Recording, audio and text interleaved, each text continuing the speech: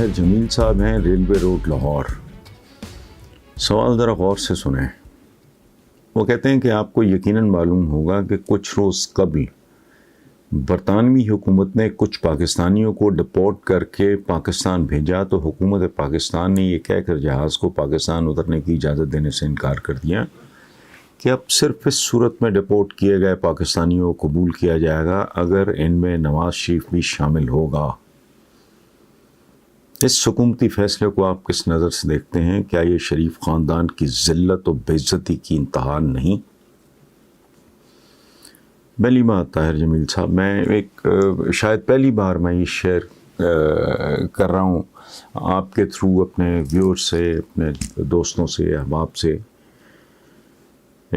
یقیناً میں یہ بات شاید پہلی بار کہہ رہا ہوں کہ میں ان معنوں میں جرنلسٹ نہیں ہوں۔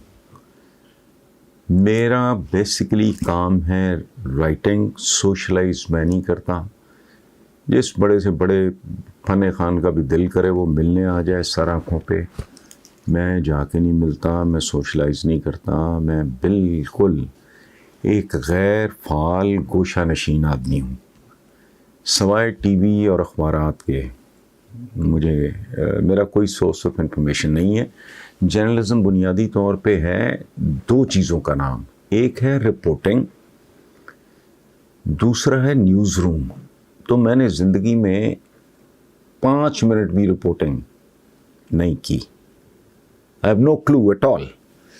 دوسرا جرنلزم کا نیوز روم جو ہے وہ بہت ریڑھ کی ہڈی ہے، وہ دل کی دھڑکن ہے کسی بھی اخبار کی۔ تو میں نے وہاں بھی زندگی میں کبھی 5 منٹ نہیں گزارے۔ So for all practical purposes I am not a journalist. Magazine اس کا ایک شعبہ ہے۔ آج کل تو ہر اخبار کے ساتھ جو میگزین کے نام پہ جو آتا ہے وہ چیتھڑا ہوتا ہے، وہ گندگی کا ڈھیر ہوتا ہے۔ میں نے ساری زندگی ڈیلی جرنلزم میں آنے سے پہلے، اور وہ بھی آج آپ کو ایک دلچسپ بات بتاؤں، میں جب پیپلز پارٹی کا جو اپنا ان کا فیملی ہی مالک ہے اس کی بیسیکلی، جب مجھے زبردستی بنایا گیا اس کا ایڈیٹر، تو آئی واز ہیڈنگ روزنامہ مسامات، کالم نگاری کا۔ میں آپ کو آج پہلی بار میں یہ بات شیئر کر رہا ہوں۔ تو حالات اخبار کے کوئی اتنے اچھے نہیں تھے، تو اس زمانے میں شہزاد جہانگیر صاحب جو بعد میں بنے اٹارنی جنرل پاکستان، سلمان تاثیر ہو گئے، کہ ایک ملک حفیظ ہوتے تھے، ایک برکی صاحب تھے، اب بھی ہیں، اللہ ان کو صحت زندگی دے۔ شہزاد جہانگیر صاحب کی ڈیتھ ہو گئی، سلمان تاثیر، ان لوگوں نے مجھے مجبور کیا۔ تو میں نے کہا یار یہ میری دنیا نہیں ہے۔ پہلے مجھے بے نظیر بھٹو صاحبہ نے یہ بات کی تو میں نے معذرت کر لی، میں نے کہا دس از ناٹ مائی ورلڈ، میں ڈیلی جرنلزم کا آدمی نہیں ہوں۔ اچھا، جب انہوں نے مجھے مجبور کیا تو میں نے کہا یار کیوں مجھے آپ فورس کر رہے ہو، میں ڈیلی جرنلزم کا آدمی ہوں ہی نہیں۔ انہوں نے کہا جی پرابلم یہ ہے کہ ہم نے اتنا پیسہ انویسٹ کر رہے ہیں ہم بی بی کے کہنے پہ، ہم کسی اور کو ٹرسٹ نہیں کر سکتے، چونکہ بیک لاگ تھا، سیلریز دینی تھیں، ونک والوں کے پیسے، پیپر والوں کے پیسے، بڑا لمبا گن تھا۔ تو انہوں نے کہا کہ یار تمہیں کام آتا ہے نہیں آتا ہمیں نہیں پرواہ، ہمیں اتنا پتہ ہے کہ پیسہ ضائع نہیں ہوگا اور لوگوں کو ادائیگیاں ہو جائیں گی، باقی اگر ہمیں یقین ہے کہ اگر تم محنت کرو گے اخبار ٹریک پہ آ جائے گا وغیرہ وغیرہ۔ سو آئی ایکسیپٹیڈ۔ آپ سمجھو کہ محبت کی وجہ سے شہزاد جہانگیر صاحب کا مجھے بڑا احترام تھا، سلمان تاثیر میرے بہت اچھے ان کے ساتھ مراسم تھے، تو میں نے ایکسیپٹ کر لیا۔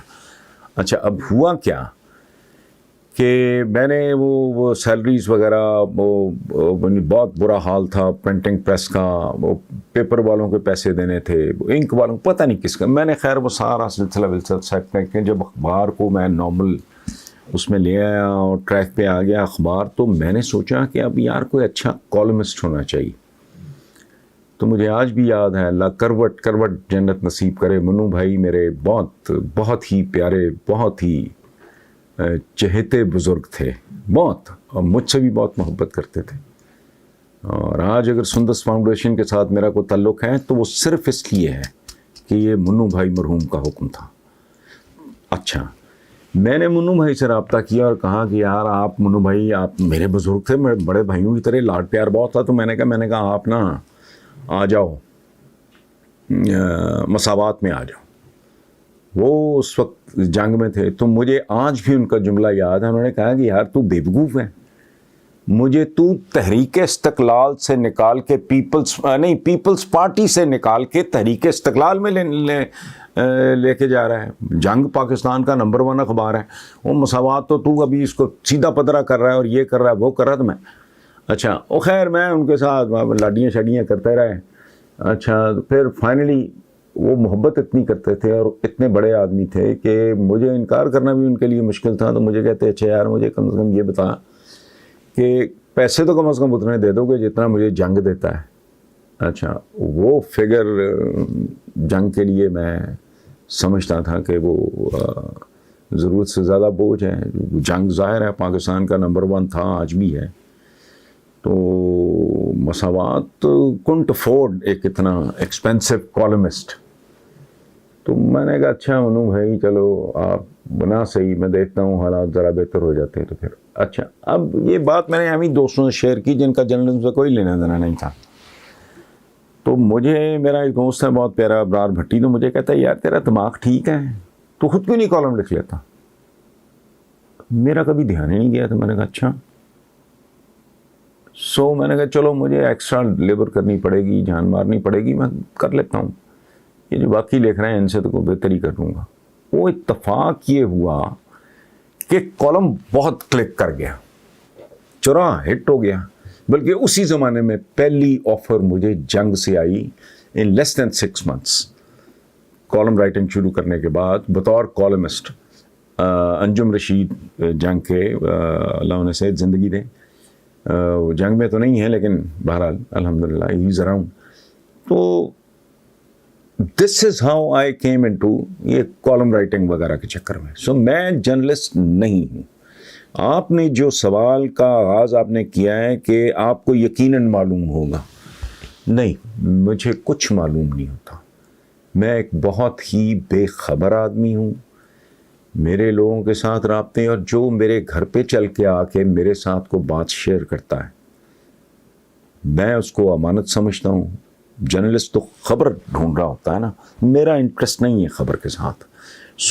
یہ جو آپ نے کہا یقیناً معلوم ہوگا, نہیں مجھے نہیں معلوم, سنا ہے ادھر ادھر سے میں نے. اچھا آپ اگر کہہ رہے ہو کہ جہاز کو پاکستان اترنے کی اجازت دینے سے انکار کر دیا اور کہا کہ گورنمنٹ نے کہا کہ نواز شریف کو بھی ان میں شامل کرنا ہوگا, تو حکومتی فیصلے کو آپ کس نظر سے دیکھتے ہیں؟ اور دوسری حکومتی فیصلہ جو ہے وہ تو حکومتی فیصلہ ہے, اس کو ایک لمحے کے لیے علیحدہ رکھ دیتے ہیں. ہم اس طرف آتے ہیں جو آپ نے سوال کا آپ کا جو پنچ لائن ہے, آخری لائن ہے, کیا یہ شریف خاندان کی ذلت و بے عزتی کی انتہا نہیں؟ او بھائی میرے, ذلت اور بے عزتی کی کوئی انتہا نہیں ہوتی. جیسے محبت اور عقیدت کی کوئی انتہا نہیں ہوتی. صدیاں بیت گئیں, گیا گزرا ترین گناہ گار ترین مسلمان بھی حضور کے بارے میں ایک لفظ برداشت نہیں کرتا. یہ ہے محبت, یہ ہے عقیدت, یہ ہے احترام. یہ بھی بے کنار ہے. سمندر کے تو پھر کوئی کنارے ہوتے ہیں, محبت عقیدت احترام کا کوئی کنارہ نہیں ہوتا. اسی طرح جیسے عزت کا کوئی کنارہ نہیں ہوتا, اسی طرح بے عزتی کا اور ذلت کا کوئی کنارہ نہیں ہوتا, کوئی انتہا نہیں ہوتی. ورنہ مجھے آپ ایک بات بتاؤ یار, کوئی اس طرح بھی کرتا ہے؟ بدنصیبی ہے اس ملک کی, اس قوم کی, میری, آپ کی, آنے والی نسلوں کی, کہ آج بھی اٹھائے پھرتے ہیں یہ ان کو گودوں میں. ان کی مرضی ہے, جو مرضی کریں, اپنے ساتھ ہی کھلواڑ کر رہے ہیں نا. ہم جیسے لوگ تو پھر بہت تنگ آئیں گے تو چھوڑ چھاڑ کے چلے جائیں گے. تو اس لیے عزت بے عزتی والی بات نہیں. یاد ہے ایک زمانے میں ایک بات بڑی وائرل ہوئی تھی کہ ان لوگوں نے اپنے گھروں میں اتنا پیسہ رکھ لیا ہے کہ عزت رکھنے کی جگہ نہیں رہی. یہ سڑکوں پہ نکلتے ہیں. انگلینڈ جیسے ایک مہذب ملک میں لوگ پیچھے سے آوازیں کستے ہیں, چور جا رہا ہے, ڈاکو جا رہا ہے, جیب کترا جا رہا ہے, فلانا جا رہا ہے کوئی زندگی؟ آپ یقین کرو یہ سائبیریا میں بھی چلے جائیں تو پیچھے لوگ ان پہ آوازیں کسیں گے جو کچھ انہوں نے کیا. میرا آرگیومنٹ بہت سادہ ہے. یہاں کو بابو اور میم صاحب ٹائپ نا چپڑ چپڑ کرتے رہتے ہیں جمہوریت جمہوریت. وہ کیا اوقات ہے تمہاری جمہوریت کی؟ میں ہمیشہ ایک مثال دیتا ہوں کہ نواز شریف وغیرہ جو والد تھے شریف صاحب، وہ 7 بھائی تھے. اس کے بعد بٹوارا ہوا، جو ملا برابر کا ملا. اچھا، باقی بھائیوں کی اولادوں نے بھی ترقی کی، یہیں رہتے ہیں ماڈل ٹاؤن میں. وہ ترقی کی کو حد ہوتی ہے. ان کی بھی ٹریننگ تھی، ان کی بھی تربیت تھی، ان کا بھی اتنا ہی تجربہ تھا. وہ ایکسپینڈ کیے، ان کے کاروبار بھی پھلے پھولے یہ وہ. لیکن جتنی بھیانک ضربیں ان کو لگیں، اس کی وجہ سیاست ان کے لیے صنعت بن گئی، سیاست ان کے لیے تجارت بن گئی. اور پھر جب دیکھو پیسہ بہت گھٹیا اندھا کر دیتا ہے. اکنامکس کا، اقتصادیات کا ایک اصول ہے، اسے کہتے ہیں افادہ مختتم، لا آف مارجنل یوٹیلیٹی. ایک آدمی پیاس سے مر رہا ہے، آپ اسے کہو کہ بھی میں جتنا ہے تیرے پاس میں تجھے پانی پلاتا ہوں، جو کچھ ہے مجھے دے دے. وہ دے دے گا زندگی بچانے کے لیے. لیکن دوسرے تیسرے چوتھے پانچویں گلاس کے بعد وہ ہاتھ جوڑ دے گا کہ اب میرا پیٹ پھاڑنا ہے. بھوکا ہے ایک آدمی، اس نے 2 مہینے سے 1.5 مہینے سے مہینے سے کچھ نہیں کھایا. اسے کھانے کے عوض وہ کچھ بھی آپ کو، وہ اپنا سارا سرمایہ آپ کو دے دے گا زندگی بچانے کے لیے. لیکن وہ 10ویں چپاتی کے بعد تو وہ ہاتھ اٹھا دے گا کہ بس بھائی. اچھا، لیکن ان چیزوں کا اطلاق 2 چیزوں پہ نہیں ہوتا، کلیکٹرز پہ نہیں ہوتا، پاگلوں وحشیوں پہ نہیں ہوتا. مثلا ایک ٹکٹ کلیکٹر ہے، اسی طرح ایک پیسے کا کلیکٹر ہے. وہاں یہ جو اکنامکس کا، اقتصادیات کا یہ اصول ہے، یہ الٹ جاتا ہے. الٹ کیسے جاتا ہے؟ the more you have the more you want. پیسہ جتنا اندر جاتا ہے نا، عام آدمی کی بات کر رہا ہوں، ایکسیپشنز کی نہیں، اس کی بھوک اتنی بڑھتی جاتی ہے. دولت جتنی اندر جاتی ہے، بجائے اس کے کہ بندہ کہتا ہے پیٹ بھر گیا، نہیں، بیدار پھیل جاتا ہے، پھر اور مانگتا ہے، پھر وہ اور مانگتا ہے. انگریزی کا ایک محاورہ ہے کہ ایک بندہ جب خود کو دیکھتا ہے ایک انکم بریکٹ کے ٹاپ پہ پہنچ جاتا ہے، جب وہ مثلا ایک بندہ ہے اس کی 50 لاکھ روپے مہینہ انکم ہے، وہ جب 50 لاکھ کا ٹارگٹ اچیو کر لیتا ہے تو وہ دیکھتا ہے وہ یار یہ اتنے سارے لوگ تو کروڑ روپے ماہانہ کما رہے ہیں. پھر وہ پاگل ہو جاتا ہے، چونکہ وہ لگتا ہے کہ اگلی انکم بریکٹ کی وہ باٹم پہ ہے. وہ پھر بابلے کتوں کی طرح چیز کرنا شروع کر دیتا ہے. اسی طرح کلیکٹرز ہیں، کوئی اسٹیمپ کلیکٹر ہے، کوئی بچہ ہے، وہ بچے سے لڑکا بنا، لڑکے سے وہ ٹین ایج میں پھر جوان ہوا، پھر ادھیڑ عمر ہوا، اور اگر اس کا شوق برقرار ہے تو پاگل پن ختم نہیں ہوگا. دنیا جہان کی ٹکٹس وہ اکٹھی کر لے گا، کوائنس اکٹھے کرے گا، پیٹ نہیں بھرے گا. یہ وہ لوگ ہیں بیمار لوگ جن پہ طلاق نہیں ہوتا.